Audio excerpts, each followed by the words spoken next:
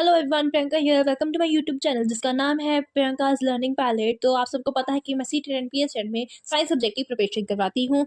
तो कल वाली क्लास में हमने एयर चैप्टर शुरू किया था और उसमें कुछ इंपॉर्टेंट पॉइंट एयर के बारे में पढ़े थे। तो आज हम वही कंटिन्यू करेंगे। क्लास 17 चैप्टर 6 पार्ट 2 चैप्टर है एयर। तो चलिए शुरू करते हैं आज की क्लास। पहला है नाइट्रोजन। नाइट्रोजन खुद भी नहीं बर्न होती है और ना ही सपोर्ट करती है बर्निंग को, बट एक तरह से इंपॉर्टेंट पार्ट है फूड का। एग्जांपल, सारे प्रोटीन्स में कुछ अमाउंट में नाइट्रोजन प्रेजेंट होता है। नेक्स्ट है कार्बन डाइऑक्साइड, जो कि एटमॉस्फेयर में बहुत ही कम अमाउंट में प्रेजेंट होते हैं, जो कि होते हैं 0.03%, बट इंपॉर्टेंट कंपोनेंट है एटमॉस्फेयर का। ग्रीन प्लांट जो है अपना खाना भी इसी की वजह से बनाते हैं, कार्बन डाइऑक्साइड की वजह से, by the process of photosynthesis. Next water vapours की बात करेंगे। कोस्टल एरिया में वाटर वेपर्स जो एटमॉस्फेयर में ज्यादा होते हैं देन द इंटरनल एरियाज, और रेनी सीजन में भी वाटर वेपर्स एटमॉस्फेयर में ज्यादा होते हैं then the dry season.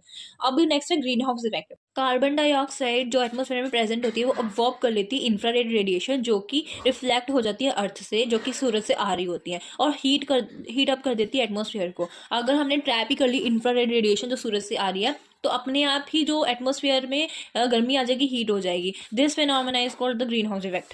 Next है एयर में 1% of carbon dioxide, water vapours और इनर्ट गैस प्रेजेंट होती है। इनर्ट गैस आर्गन जो यूज की जाती है इलेक्ट्रिक बल्ब्स में की जाती है। थर्ड है oxygen combines with other element then oxides are form, मतलब कि कोई भी एलिमेंट के साथ जुड़ेगी ऑक्सीजन तो ऑक्साइड्स बनाएगी। फोर्थ, अगर वेल्डिंग का काम हो रहा है, अगर उसमें ऑक्सी एसिटिलीन गैस यूज हो रही है तो उसका जो मैक्सिमम फ्लेम टेम्परेचर होगा वो 3300 डिग्री सेल्सियस होगा। बट अगर हम दूसरी यूज करें जैसे ऑक्सी हाइड्रोजन फ्लेम यूज कर रहे हैं तो उसका टेम्परेचर कितना होगा, 2800 डिग्री सेल्सियस होगा। नेक्स्ट है nitrogen is important constituent of proteins. जो माइक्रो ऑर्गेनिज्म रूट्स पे पाए जाते हैं वो नाइट्रोजन फिक्सेशन करते हैं एटमॉस्फेयर में, और प्लांट्स एंड एनिमल्स की ग्रोथ के लिए नाइट्रोजन जो बच जाती है नाइट्रोजन फिक्सेशन के बाद वो यूज की जाती है। हाई टेम्परेचर थर्मामीटर्स जो है नाइट्रोजन की मदद से बनाए जाते हैं। नाइट्रोजन गैस जो है फर्टिलाइजर्स बनाने के लिए फर्टिलाइजर इंडस्ट्री में यूज होती है। कार्बन डाइऑक्साइड मेन कॉज है ग्रीन हाउस इफेक्ट का। Carbon dioxide plus carbon monoxide जो है फिल्ड की जाती है कोल्ड ड्रिंक्स बोतल में। यहाँ पे करेक्शन कर लेना, फेल्ड नहीं है, फिल्ड है।